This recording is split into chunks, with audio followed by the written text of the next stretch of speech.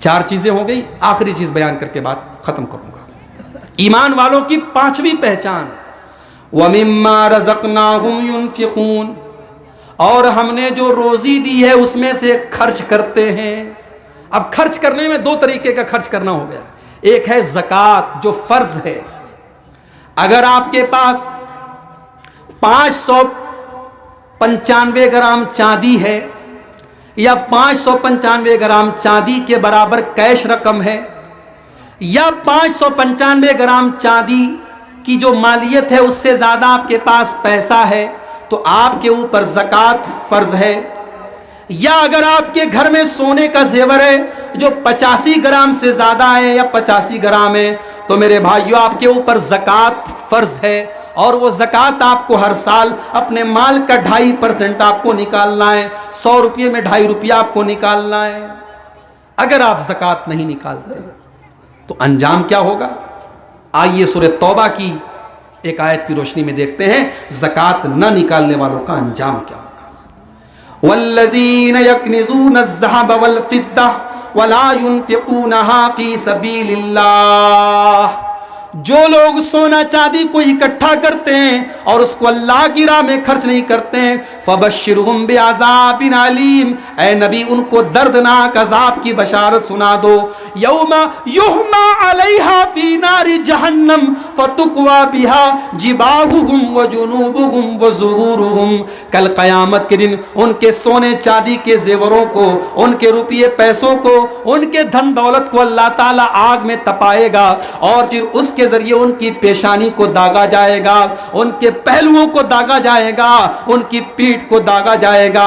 ھذا ما کنزتم لانفسکم فذوقوا ما کنتم تکنزون, اور کہا جائے گا میرے بندو یہی وہ مال ہے جس کی تم زکوٰۃ نہیں نکالتے تھے, آج اس زکوٰۃ نہ نکالنے کی وجہ سے اس کا مزہ تم چکھو. زکوٰۃ نکالنے سے ہمارا مال پاک ہوتا ہے میرے بھائی, ہمارے مال کا میل کچیل دور ہوتا ہے, مال میں برکت پیدا ہوتی ہے. اور اگر ہم زکوٰۃ نہیں نکالتے تو زکوٰۃ نہ نکالنے سے زمین ہی نہیں آسمان پر بھی اثر ہوتا ہے.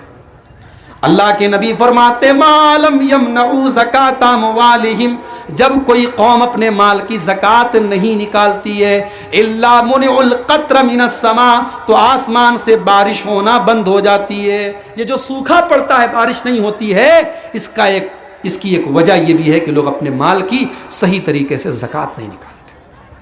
کرناٹک ہائی کورٹ کا فیصلہ آیا, اب لوگ آپس میں باتیں کر رہے ہیں ہماری لڑکیاں کہاں پڑھیں گی, ہمارے پاس ڈھنگ کے اسکول نہیں ہے, ڈھنگ کے کالج نہیں ہے, اب مسلمانوں کو اپنا کالج کھولنا چاہیے.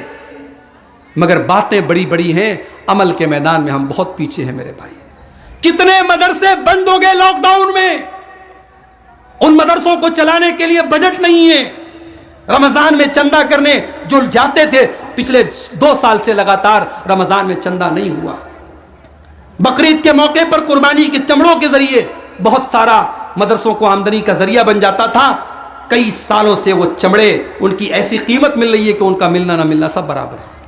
مدرسے بڑے گھاٹے میں چل رہے ہیں میرے بھائی. اور یہ جو مدرسے ہیں, یہ جو دینی ادارے ہیں, یہ جو تعلیمی ادارے ہیں, یہ ہماری ریڑھ کی ہڈی ہے میرے بھائی. اگر یہ ختم ہو گئے تو اللہ کی قسم پھر آپ کو اللہ اور اس کے رسول کے بارے میں بتانے والے ختم ہو جائیں گے. پھر شرعی مسئلے میں آپ کو حلال اور حرام بتانے والے بند ہو جائیں گے. پھر قرآن کو صحیح طریقے سے پڑھنے پڑھانے والے بند ہو جائیں گے.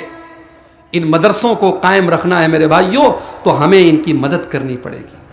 آپ کے بہار میں امام بخاری یونیورسٹی بن رہی ہے کشن گنج میں, مولانا مطیع الرحمان صاحب مدری بنا رہے ہیں. بڑی خوشی کی بات ہے, ہماری جماعت کے لیے خوشی کی بات ہے. بہت بڑی بات ہے ایک مسلمان کو یونیورسٹی بنانے کی اجازت مل جائے. لیکن بہار کی سرکار نے مولانا مطیع الرحمان صاحب سے کہا ہے 2 سال کے اندر آپ کو ایسی بلڈنگ بنا کے دینا ہے جو ایک یونیورسٹی کے لیے ضروری ہے. کیسی بلڈنگ چاہیے؟ 1 لاکھ اسکوائر فٹ یونیورسٹی کے حساب سے کمرہ بنا کے ان کو دینا ہے. اور یہ لیٹر ان کو ملا تھا پچھلے سال. 1 سال ہو چکا ہے, اب اگلے سال 2 سال ہو جائے گا, یعنی اب 1 سال اور بچا ہے, اور ان کو یہ عمارت بنا کے 12 کروڑ روپے کا خرچ ہے, ان کو وہ عمارت بنا کے دینا ہے. ہم باتیں بڑی بڑی کرتے ہیں, 12 روپے بھی ہم نکالنے کے لیے تیار نہیں ہیں. وَمِمَّا رَزَقْنَاهُمْ يُنْفِقُونَ، میرے مومن بندے وہ ہیں اپنے مال میں سے جو ہم نے ان کو دیا ہے اللہ کی راہ میں خرچ کرتے ہیں۔ اللہ کے نبی تقریر کرتے تھے عورتوں کے درمیان، صدقہ کے اوپر ابھارتے تھے۔ حدیث کے الفاظ ہیں، عورتیں اپنے کانوں کی بالیاں نکال کے دے دیتی تھی۔ جذبہ تھا میرے بھائی۔ غزوہ تبوک کے موقع پر اللہ کے نبی نے صحابہ کے درمیان اعلان کیا کہ مسلمانوں، اس جنگ کے لیے ہمارے پاس سامان نہیں ہے، ہمارے پاس سواری نہیں ہے، تم تعاون کرو۔ صحابہ بیچارے رات میں لکڑی کا گٹھر اپنی بوجھ پیٹ پر لاتے تھے، اوور ٹائم کام کرتے تھے، نائٹ شفٹ میں کام کرتے تھے جو غریب صحابہ تھے، اور وہ بیچارے ایک مٹھی آدھا مٹھی جو لاتے تھے اللہ کے نبی کے پاس۔ اے اللہ کے نبی، میں غریب آدمی ہوں، میں مزدور آدمی ہوں، میرے پاس اور کچھ نہیں ہے، یہ لایا ہوں آپ کے پاس، اس کو لے لیجیے۔ حضرت ابو بکر صدیق رضی اللہ تعالیٰ نے اپنے گھر کا پورا مال لے کے چلے آئے، حضرت عمر آدھا مال لے کے چلے آئے۔ جذبہ تھا میرے بھائی۔ آج اللہ کی راہ میں خرچ کرنے کا جذبہ ہمارے دل سے نکل گیا ہے، اور اسی لیے ہمارے مال میں برکت نہیں ہے۔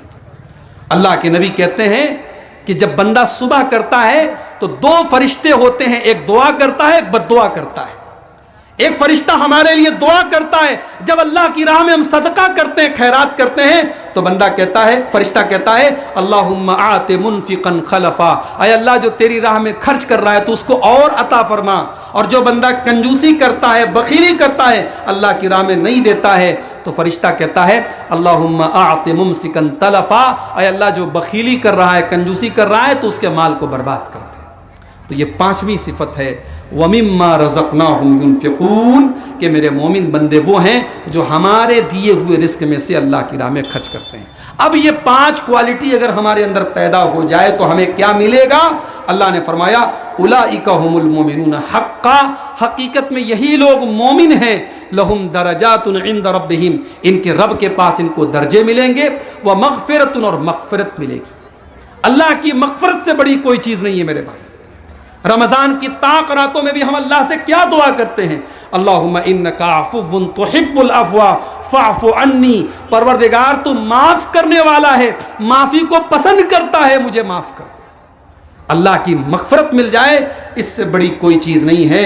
اگر یہ پانچ کوالٹی ہمارے اندر پیدا ہو جائے، اللہ ہمیں معاف کر دے گا، ورزق کریم، اور اللہ ہمیں جنت عطا فرمائے گا۔ آئیے ہم اللہ سے دعا کریں۔ بڑا سہانا وقت ہے، رات کا آخری پہر ہے، یہ وہ وقت ہے جب اللہ تعالیٰ آسمان دنیا پر نازل ہوتا ہے اور اپنے بندوں سے کہتا ہے کہ مجھ سے مانگو، میں تمہاری دعا قبول کروں گا، مجھ سے مغفرت طلب کرو، میں تمہاری مغفرت کروں گا، مجھ سے توبہ کرو، میں تمہاری توبہ قبول کروں گا۔ آئیے اللہ سے دعا کریں، پروردگار یہ جو پانچ صفتیں تو نے بیان کی ہیں، اے اللہ یہ پانچ صفتیں ہمیں اپنے اندر پیدا کرنے کی توفیق عطا فرما۔ اے اللہ تو ہمیں ہمارے دلوں میں اپنا ڈر پیدا فرما، ہمارے دلوں میں ایمان پیدا فرما۔ پروردگار تو ہمیں اپنی ذات پر توکل کرنے کی، بھروسہ کرنے کی توفیق عطا فرما۔